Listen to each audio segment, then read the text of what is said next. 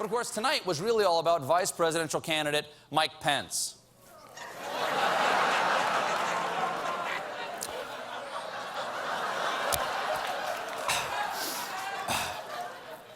What year is it? Okay. Pence, in his speech, wasted no time praising Donald.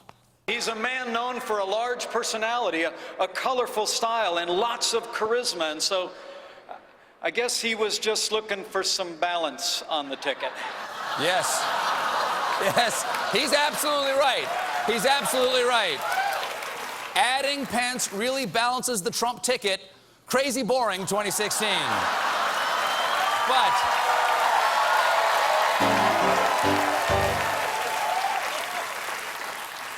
But as a family values conservative, Pence had one warning. History teaches us that weakness arouses evil. Yes. Weakness arouses evil. And America must be strong or we will be surrounded by evil boners. You know? And Pence...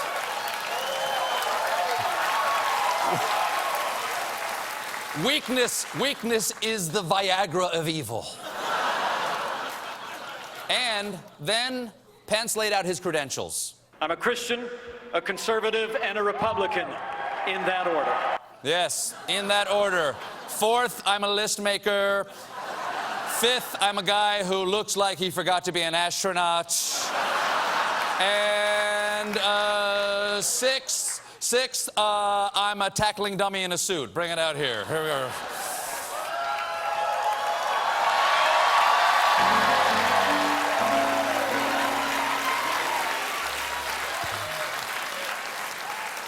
Thank you for being here, sir. We learned a lot about Pence's background, his family, his accomplishments and beliefs.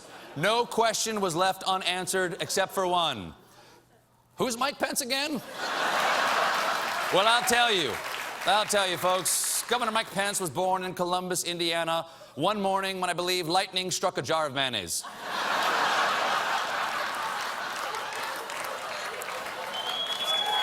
I'm being upstaged.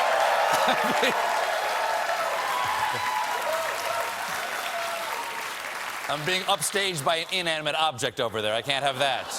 As a child, Pence was an overachiever who was once even awarded a trophy for Best Denim Jumpsuit.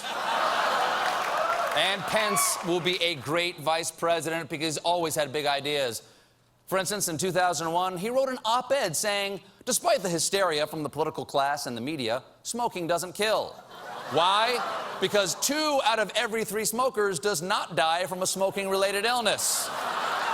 It's true. No, it's true. Smoking doesn't kill you if you don't count the people who died from smoking. Just 33%. But it's not just smoking. It's not just smoking, folks. Pence had his eye on another issue of national importance, the movie Mulan. In 1999, he penned another op-ed claiming the film was too political, saying, quote, some mischievous liberal at Disney assumes that Mulan's story will cause a quiet change in the next generation's attitude about women in combat. Oh, he's right. No, it's subtle brainwashing. The same way Disney is known for promoting human-animal hybrids, plural marriage, and bestiality. Be our guest, be our guest.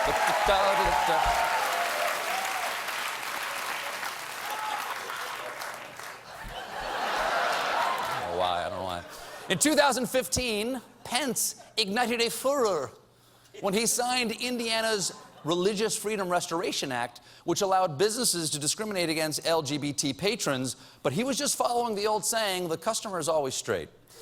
Now, a lot of people are out there saying, I don't care about Mike Pence, including Donald Trump. But if Trump and Pence win, you will care about Pence because there is huge vice presidential news just out today. You see, when Trump was vetting Ohio Governor John Kasich as a possible running mate, his son, Donald Trump Jr., asked Governor Kasich, did he have any interest in being the most powerful vice president in history? Which is saying something, since we've already had a vice president that was half machine and got away with shooting people in the face.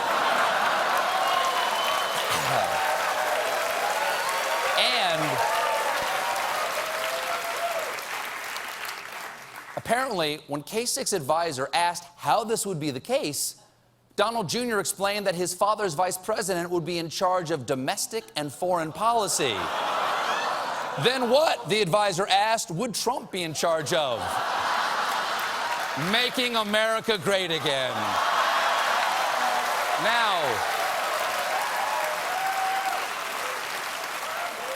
Now, I know a lot of you out there think Trump isn't qualified to be president. Well, isn't it comforting to know that Donald Trump agrees with you?